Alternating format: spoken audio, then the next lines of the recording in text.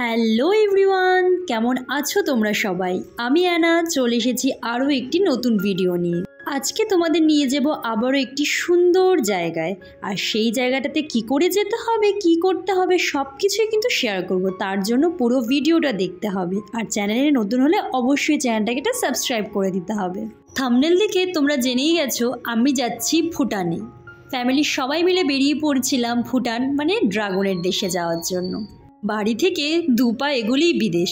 শুনতে কি অবাক লাগে না? হ্যাঁ, ঠিকই বলছি।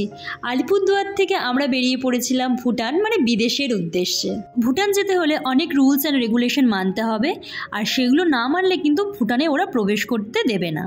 সোজা হাইরোড ধরে আমরা বেরিয়ে পড়েছিলাম ভুটান যাওয়ার উদ্দেশ্যে। তার আগে আমাদের পড়বে জয়গা। এই সুন্দর চা বাগান ঘেরা রাস্তা দিয়ে যেতে কারই না ভালো লাগে বলুন? আর এত সুন্দর যদি চারিদিকে পরিবেশ হয় তাহলে তো আর কি বলবো, মনে হয় এই রাস্তা দিয়ে যেতেই থাকি।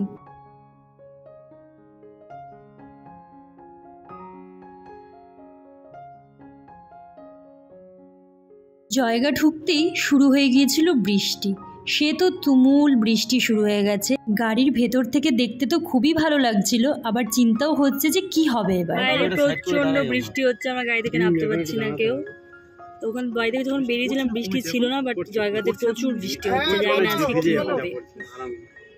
গাড়ি থেকে নেমে আমরা একটা শেডের নিচে দাঁড়ালাম, মানে এত বৃষ্টি হচ্ছে বাইরে, কি বলবো তোমায়, দেখাচ্ছি বাইরেটা।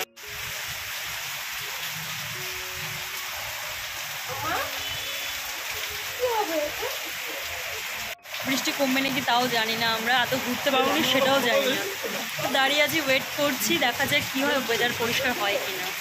ভুটান যে গেটটা আছে ওদিক দিয়ে শুধুমাত্র গাড়ি, তোমরা যে গাড়িটা নিয়ে তোমরা আসবে সেই গাড়িটার ভুটান গেট দিয়ে ঢুকবে।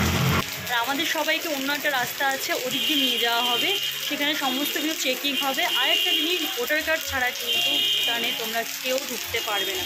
তাই অন্য কিছু আনো চাই না আনো, ভোটার কার্ড কিন্তু সবাইকে আনতেই হবে। অন্য একটা রাস্তায়, সরু রাস্তা দিয়ে আমাদের পুরো ঢুকে যেতে হবে, তারপর সামনে গিয়ে দেখছি কি আছে, কোথায় আমাদের চেকিং হচ্ছে। সবাই দুটো করে ছাতা নিয়ে এসেছি, দুটো করে ছাতার নিচে সবাই আমরা যাচ্ছি এখন। এই হচ্ছে সেই এন্ট্রান্স, এখানে আমাদের চেকিং করেই চলে যেতে হবে বিদেশ মানে ভুটানের ভেতরে।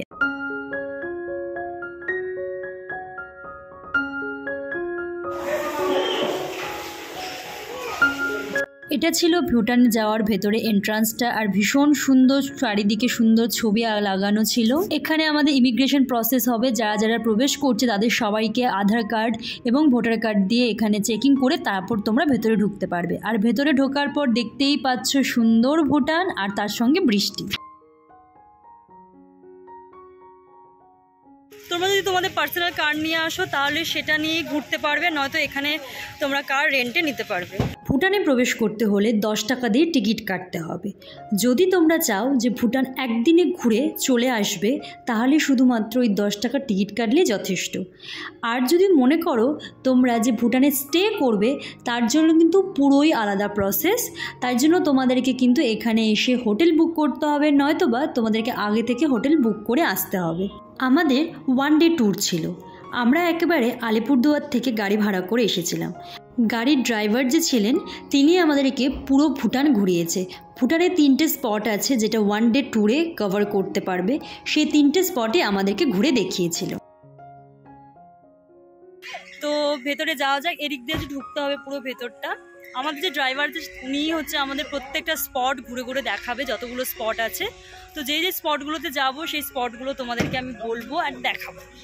আর বৃষ্টিটা ওপরে একটু কমেছে, কারণ আমরা অনেকটাই এখন ওপরে আছি, নিচের দিকে বৃষ্টি হচ্ছিল। ওয়েদার দেখলে বুঝতেই পারবেন।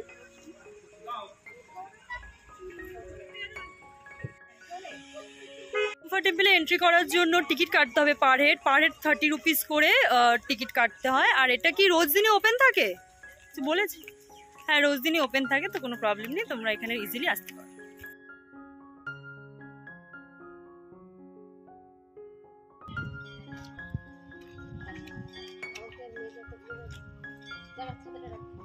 আমাদের ফার্স্ট স্পট ছিল গুম্ফা টেম্পল।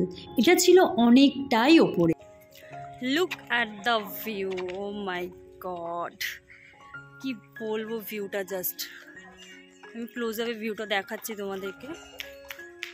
আজকে তাও ক্লাউডি বলে এত একটু ক্লিয়ারলি দেখা যাচ্ছে না, বাট তাও যা দেখা যাচ্ছে, জাস্ট ভিউটা দেখো তোমরা জাস্ট।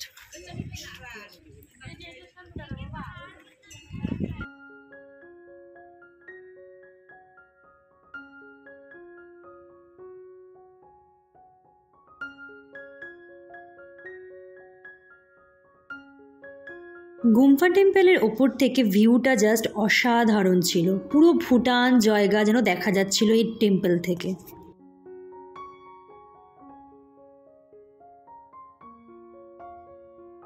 তার সাথে ছিল ঝিরিঝিরি বৃষ্টি। এতটাই সুন্দর ওয়েদার ছিল যে কি বলবো। পাহাড় তো অনেক এসেছি, কিন্তু মনসুনে এই বৃষ্টির মধ্যে কিন্তু পাহাড় এই ফার্স্ট টাইম।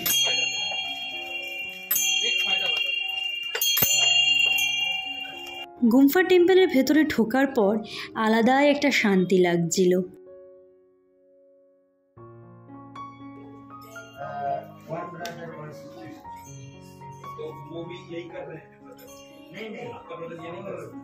তো গুম্ফা টেম্পল আমাদের ঘোরা হয়ে গেছে, এবার ওখান থেকে বেরিয়ে নেক্সট যে স্পটটা আছে ওখানে যাব আমরা।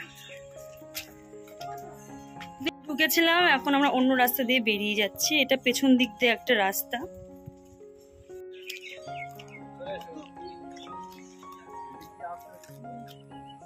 এখানে একটা ক্যাফে আছে, তোমরা যদি এখানে থেকে কোনো চাটা কিছু খেতে চাও বা লাঞ্চ বা ব্রেকফাস্ট যেটাই হোক কিছু করতে চাও তো এখান থেকে করে নিতে পারবে। এদিকে টয়লেটের ব্যবস্থা আছে, তোমাদের যদি টয়লেটের কোনো প্রবলেম থাকে বা টয়লেট করতে চাও তাহলে এখান থেকে তোমরা টয়লেট করে নিতে পারবে ফ্রিতে। ওয়েদারটা একদম ভালো থাকলে আরো পরিষ্কার দেখা যায়। ধোঁয়া ধোঁয়া ধোঁয়া ধোঁয়া হ্যাঁ, ওখানে যাবো না, এখানে। আমাদের নেক্সট ডেস্টিনেশন ছিল ফুল সিলিং, আর ওখানে আছে হ্যাঙ্গিং ব্রিজ।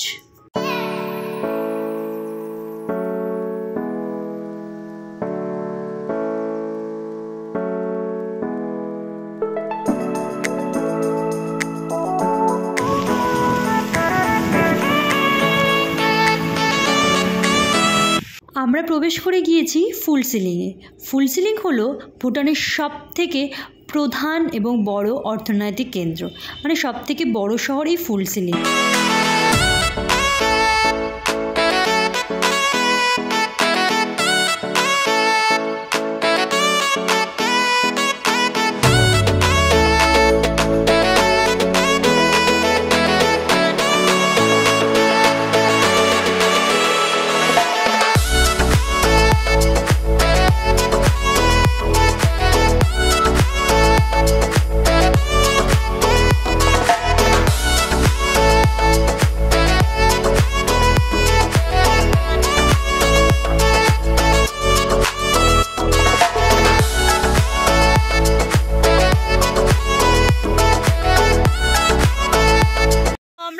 ডেস্টিনেশনে চলে এসেছি, মানে জাস্ট ভিউটা তোমরা জাস্ট দেখো। মানে আমি জানি না ক্যামেরাতে কতটা ক্যাপচার মানে কতটা বুঝতে পারছো তোমরা, বাট সামনে থেকে জাস্ট কি বলবো, জাস্ট কিছু বলার নেই, আমার ভাষা নেই কিছু। আর রাস্তা এত সুন্দর, একটুকু রাস্তা ভাঙা ছিল না, খুব সুন্দর রাস্তা, আর ভিউ তো অসাধারণ, জাস্ট অসাধারণ। স্টল আছে, যারা খেতে যাবে এখান থেকেও খেয়ে নিতে পারবে। আর সামনে ওই ব্রিজ, আর এখানে সব পার্কিং করে সবাই এই দিকটায় ঘুরছে। এতটাই সুন্দর যে কি বলবো। আমি হয়তো ক্যামেরাতে অতটা জাস্টিস করতে পারছি না, আমার ফোনের ক্যামেরা অতটা ভালো নয়, বাট আমি সামনে থেকে যা দেখে এসেছি সেটা মানে কি বলবো। একটা ব্রিজ আছে, আর তার সাথে হচ্ছে এইদিকে আরেকটা ব্রিজ আছে, তো আমরা এই ব্রিজটার দিকে যাচ্ছি। তো এটা সেই ওই হ্যাঙ্গিং ব্রিজটা। কেমন লাগছে বল ব্রিজে উঠে? ভয়ঙ্কর পরিস্থিতি, মানে এতটাই নড়ছে ব্রিজটা, কি বলবো। ও তো মানে কি বলবো, আমরা তো একদম মানে ওই অবধি যাইও নি, একদম পেছনে দেখতে পাচ্ছি, একদম অতটা যাইও নি, আমরা এই অবধি ছিলাম ব্যাস। এতে এত নড়ছে আর এত হাওয়া দিচ্ছে এই জায়গাটা, প্রচণ্ড হাওয়া হচ্ছে, তো সেই কারণে আর ভেতর দিকে যাইনি। প্রচণ্ড নোট। হ্যাঙ্গিং ব্রিজ থেকে আমরা মোমো খেয়ে বেরিয়ে পড়েছি নেক্সট ডেস্টিনেশনে। আর ওই রাস্তায় আমাদের পড়েছিল এই সুন্দর এই ওয়াটারফলটা, তাই এখানে দাঁড়িয়ে একটু ভিডিও করে নিলাম। নেক্সট যে ডেস্টিনেশনে আমাদের যাওয়ার কথা ছিল সেখানে যাওয়া হয়নি, কারণ রাস্তায় প্রচণ্ড জল জমে গিয়েছিল। কারণ আমরা যেদিন গিয়েছিলাম সেদিন খুব বৃষ্টি ছিল, তাই ওই স্পটটা আমাদের ক্যান্সেল করতে হলো। তখন বাজে ভুটানের সময় অনুযায়ী 7টা। সন্ধে তখনও হয়নি, কিন্তু পরিবেশটা খুবই সুন্দর লাগছিল। তারপর আবার ঠিক যেভাবে প্রবেশ করেছিলাম ওভাবেই আমাদেরকে বেরোতে হচ্ছিল লাইন করে। ভিডিওটা তোমাদের কেমন লাগলো অবশ্যই জানিও। ভিডিওটা এখানেই এন্ড করছি, বাই।